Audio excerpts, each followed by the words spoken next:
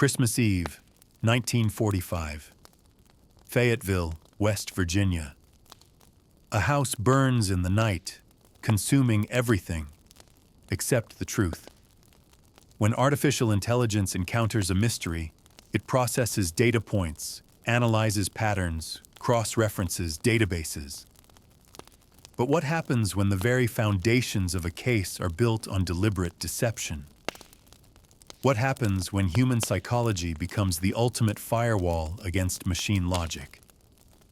Tonight, we dive into the Sodder children disappearance, a case so twisted with lies, cover-ups, and calculated misdirection that even our most advanced AI systems can't crack it. This isn't just about 5 missing children. This is about the limits of artificial intelligence when faced with the darkest corners of human nature. I'm your host at MindHack AI, and you're about to discover why some mysteries are designed to remain unsolved by design. George and Jenny Sodder had built what seemed like the perfect American dream. Italian immigrants who'd worked their way up from nothing. They owned a successful trucking business and had filled their home with the laughter of 10 children. But George Sodder had made enemies. He was vocal, dangerously vocal, about his opposition to Mussolini's fascist regime. In a small town where whispers carried weight and old-world loyalties ran deep, George's opinions marked him as a target. The threats had been escalating for months. Phone calls in the dead of night, strangers asking pointed questions about his business. Then came the final warning, delivered by a man who would later play a crucial role in our story. Your house will be burned down, and your children will be destroyed. Jenny Sodder awakens to the smell of smoke. The house is ablaze. But here's where our story takes its first impossible turn. The fire, according to every witness, burned unusually fast. Too fast. The kind of fast that suggests accelerants, suggests planning, suggests murder. George and Jenny escape with 4 of their children, but 5 kids, Maurice, Martha, Louis, Jenny, and Betty, are trapped upstairs. Or so the story goes. George rushes for his truck to reach the upstairs windows. The truck won't start. It had worked perfectly the day before. He runs for his ladder, kept by the house. Gone. He tries to climb his water tank's ladder for height. Also missing. Everything George needed to save his children had been systematically removed or sabotaged. But here's what haunts investigators even today. When the fire department finally arrived, they found something that defies logic. 5 children had supposedly burned in that house, yet no remains were ever found. Not bones, not teeth, not anything. The fire chief's explanation: the fire burned so hot it cremated the children completely. Except house fires don't burn at crematorium temperatures. Ever. Within hours, the official narrative crystallized with suspicious speed. Electrical fire, tragic accident, 5 children dead, case closed. But George Sodder wasn't buying it. He hired private investigators, consulted fire experts, and slowly, piece by piece, began unraveling what appeared to be an elaborate conspiracy. First revelation. The fire chief, the same man who claimed the children were cremated, was also the local coroner. One man controlling 2 crucial aspects of the investigation. When George demanded the fire department's official report, he was told no report had been filed. For a fire that supposedly killed 5 children. Second revelation. The telephone lines had been cut before the fire started. Not burned, cut, with precision. Someone wanted to ensure the Sodders couldn't call for help. Third revelation. A witness later admitted seeing the 5 children in a passing car during the fire, very much alive. When this witness tried to report this to authorities, They were told to keep quiet. But the most chilling discovery came when George hired excavators to search the basement debris. Among the ashes, they found what the fire chief claimed didn't exist: children's remains. Except these remains belonged to someone else entirely. The coroner had planted evidence, body parts from medical cadavers, to support the cremation story. Think about that for a moment. Someone planted fake children's remains to cover up what exactly? George Sodder was dealing with something far more sophisticated than a simple house fire. This was orchestrated, professional, the kind of operation that requires resources, planning, and most importantly, silence. The kind of operation that suggests the children weren't killed at all. They were taken. Here's where our story enters truly dark territory, and where artificial intelligence begins to show its limitations. In the 1940s, human trafficking networks operated with shocking efficiency, particularly targeting children from immigrant families. These networks had protection at the highest levels. Police, judges, even federal officials could be bought or blackmailed into silence. George Sodder's vocal opposition to fascism hadn't just made him enemies in his small West Virginia town. It had put him on the radar of organized crime syndicates, with direct ties to both American organized crime and remnants of fascist networks seeking to establish themselves in post-war America. The evidence supporting the trafficking theory is circumstantial but compelling.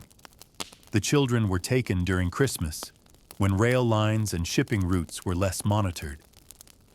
The systematic sabotage of George's rescue attempts suggests inside knowledge of his property and habits. The speed and efficiency of the cover-up indicates institutional protection. And then there's the photograph. In 1968, 23 years after the fire, the Sodders received an anonymous photograph in the mail. It showed a young man who bore a striking resemblance to their son Louis, who would have been in his 30s. On the back, someone had written, "Louis Sodder. I love Brother Frankie. I lil boys. A 90132.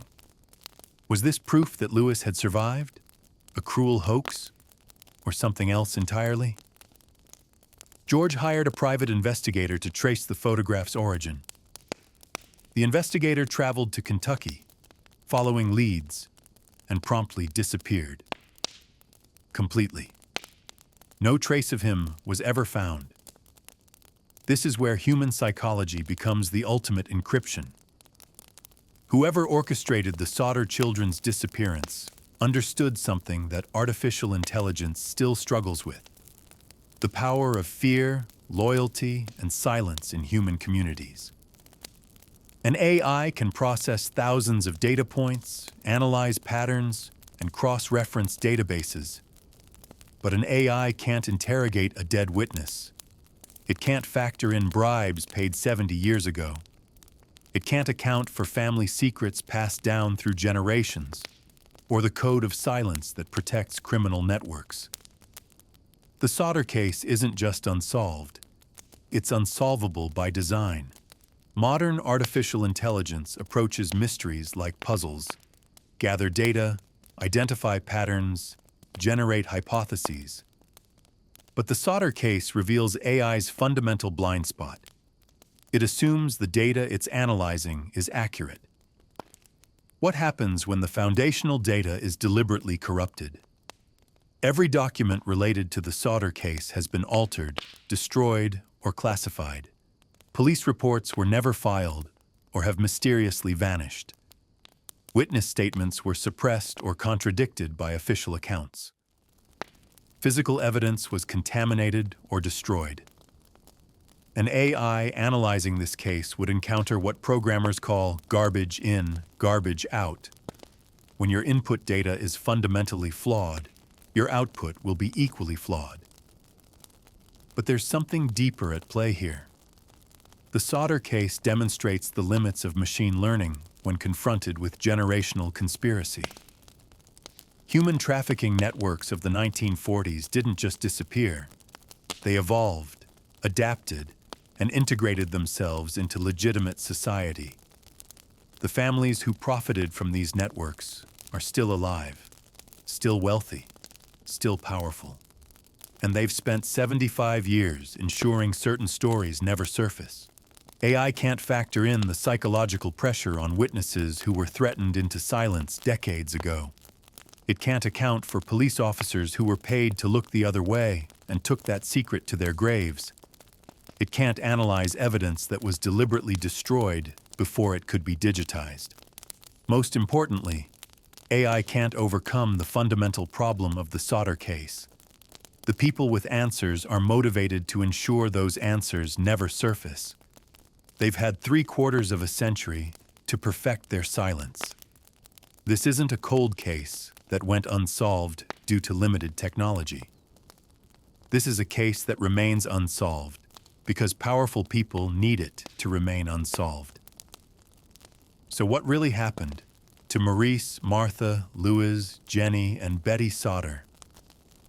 The evidence points to a coordinated kidnapping operation designed to punish George Sodder for his political outspokenness while simultaneously feeding children into trafficking networks that stretched from West Virginia to major metropolitan areas. The fire was cover. The deaths were fiction.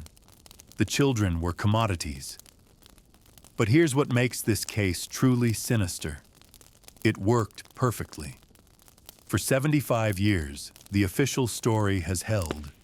5 children died in a house fire. Tragic, but not criminal. Nothing to investigate, nothing to prosecute. The Sodder parents spent the rest of their lives searching for their children, putting up billboards, hiring investigators, following every lead. They died never knowing the truth, and that was the point. The Sodder case reveals something terrifying about the limits of both human and artificial intelligence when confronted with institutional corruption. Some conspiracies are so well designed, so thoroughly protected, that they become functionally invisible. AI promises to revolutionize criminal investigation by processing vast amounts of data and identifying patterns humans might miss. But the Sodder case demonstrates that AI is only as powerful as the data it can access. When that data has been systematically corrupted or destroyed, when witnesses have been silenced, when evidence has been buried, even our most advanced algorithms become useless. The 5 Sodder children didn't just disappear that Christmas Eve in 1945. They were erased. Not just their bodies, but their story, their truth, their very existence.